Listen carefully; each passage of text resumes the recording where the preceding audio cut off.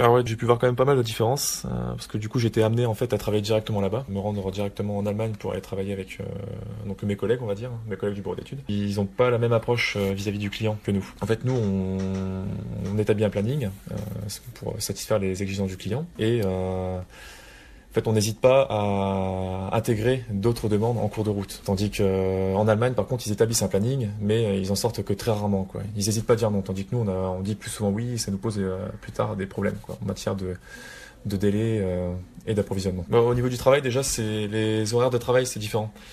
En Allemagne, on se lève beaucoup plus tôt et on part forcément beaucoup plus tôt. Donc, aux alentours, on fait du 7h, 15h.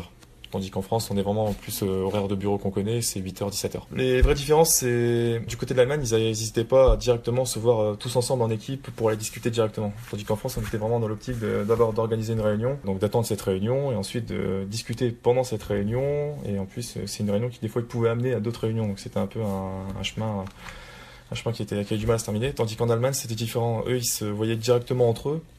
Et ils discutaient entre eux, ça prenait 10-15 minutes, et puis après ça, le problème était réglé, quoi. Ils n'hésitaient pas à voir tous les aspects de la question d'un coup, sans avoir à reporter. Ah, aussi, autre chose qui est quand même assez présente, c'est aussi le niveau d'anglais. Ils ont plus tendance à parler beaucoup plus facilement anglais. En France, on a beaucoup plus de mal. Par exemple, quand j'étais amené à aller en atelier en Allemagne, généralement, avec l'atelier, ils sont moins amenés à discuter avec, on va dire, l'international. Mais pour autant, ils connaissaient quand même bien la langue anglaise.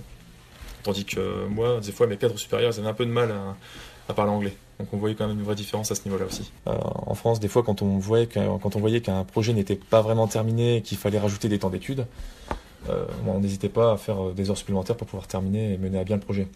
En Allemagne, ils ont vraiment chiffré un nombre exact de temps d'études, et si le projet n'est pas terminé, dans ce cas-là, ils verront ça plus tard. Ils ont d'autres priorités, et ce qui n'est pas terminé, ça sera vu bien après.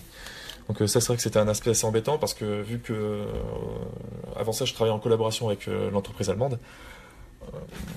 Du coup, on avait pas mal de contacts entre nous pour pouvoir travailler sur un projet. Si eux, par contre, avaient dépassé leur temps d'études, nous, après, on était embêtés pour pouvoir travailler. Parce que du coup, on devait récupérer un peu leur partie du travail, puisque eux avaient dépassé leur temps d'études. Ça, c'était le point négatif, on va dire.